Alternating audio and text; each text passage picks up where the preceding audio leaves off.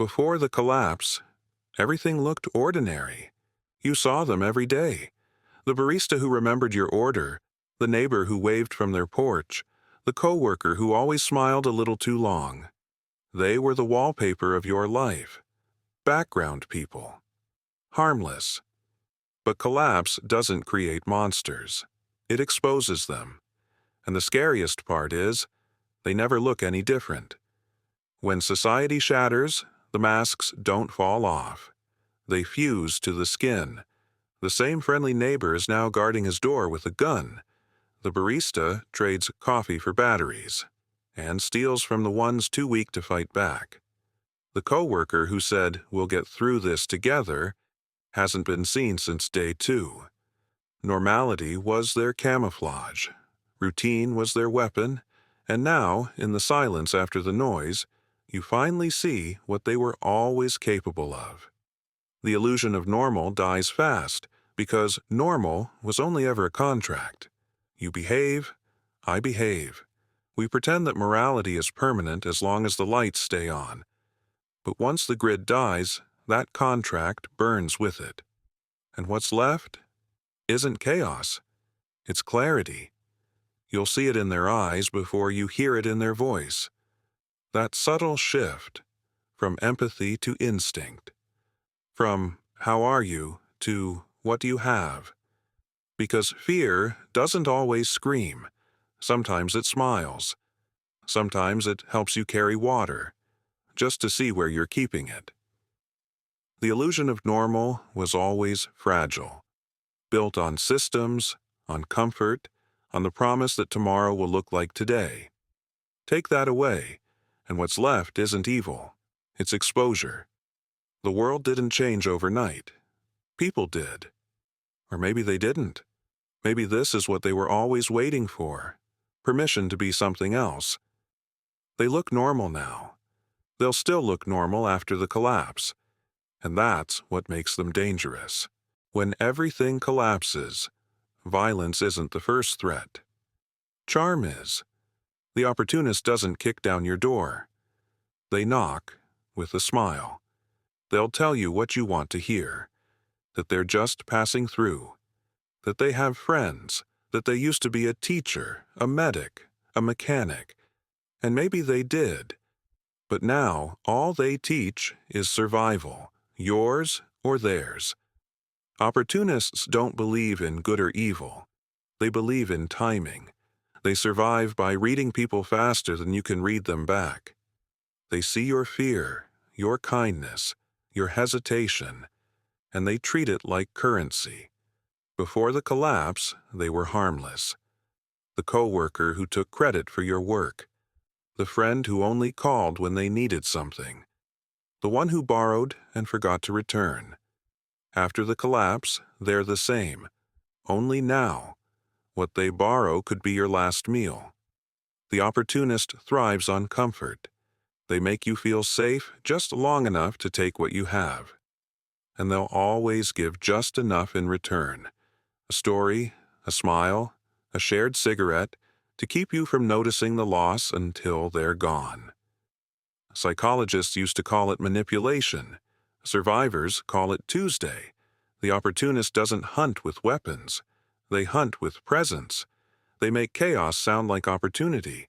They tell you they can trade, negotiate, connect you with others, and when they vanish, they take more than supplies. They take your trust. And in collapse, losing trust is more fatal than losing food. The opportunist never lies completely. They mix just enough truth to make the poison taste like reason. You'll know them by how they look at your hands before your face, by how they agree too easily, by how their stories never end the same way twice. They don't crave violence, they crave control, because in collapse, control is the only comfort left, and they'll take it from anyone who still believes in trust. The opportunist doesn't need to kill you to win. They just need you to believe they never would. In every collapse, someone eventually takes charge. They stand up, speak loud, and tell everyone what they want to hear. That they can fix this, that they know what to do, that they'll keep you safe.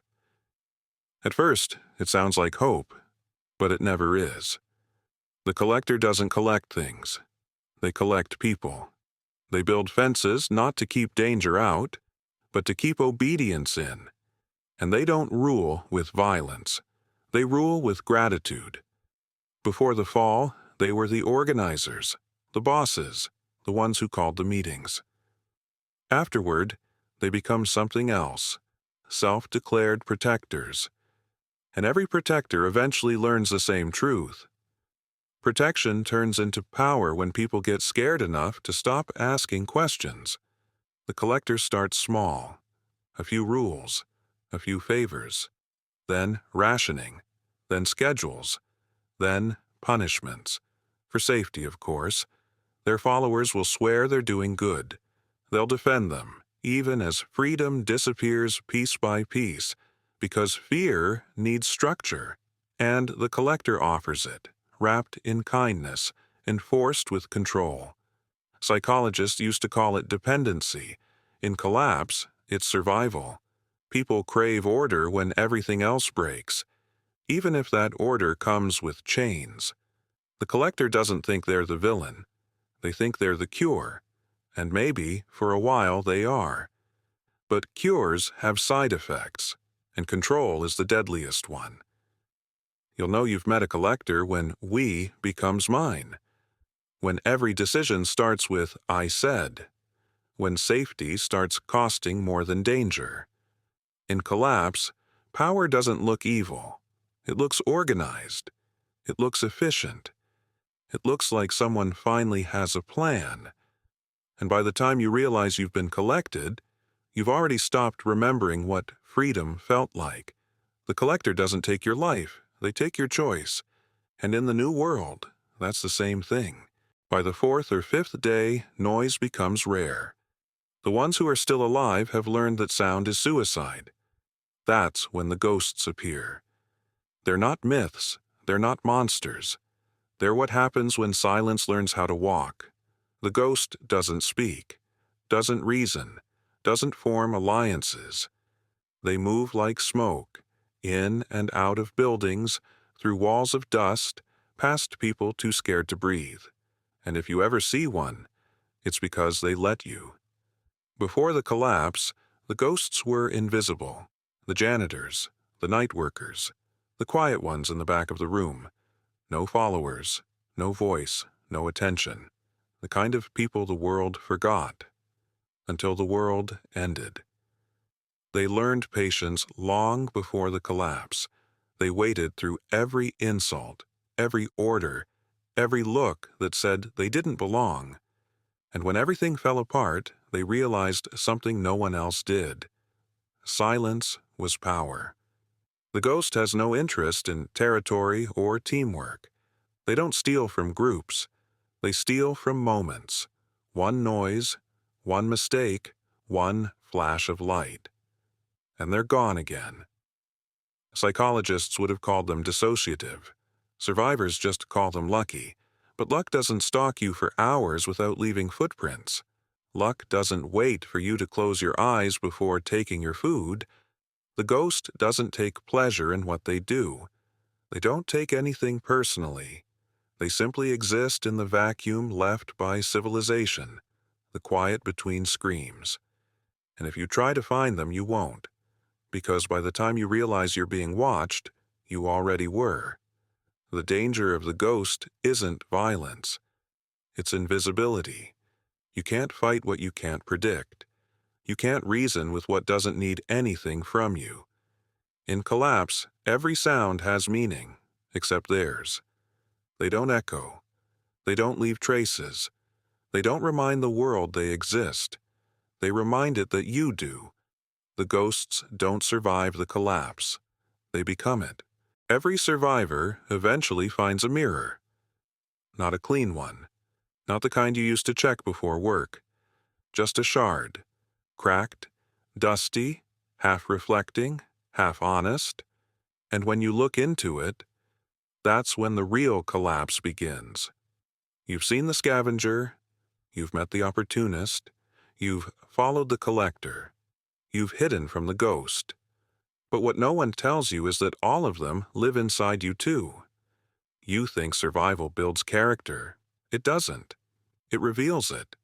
When food runs out, you'll learn how honest you really were. When fear settles in, you'll learn what loyalty means. And when silence becomes normal, you'll realize that the line between good and alive was always thinner than you thought. The mirror test isn't about reflection. It's about recognition. When you start to see pieces of them in yourself, the manipulator, the controller, the silent observer, you'll try to deny it. You'll say you're different. You'll say you'd never become that. But survival doesn't care what you say. It only measures what you do. There's a reason every story of the end becomes a story about people. Because the world doesn't really end. It exposes. It strips everything down until there's nowhere left to hide. The mirror test is simple. When everything falls apart, can you still look at yourself and recognize who you were before? Or does that person vanish, like the lights, the order, the rules that used to keep you civilized?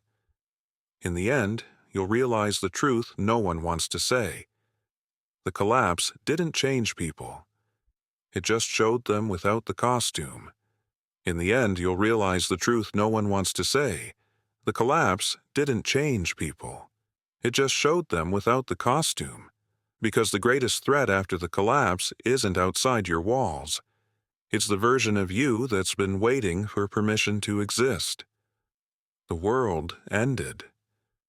And the mirror didn't break. It just started telling the truth.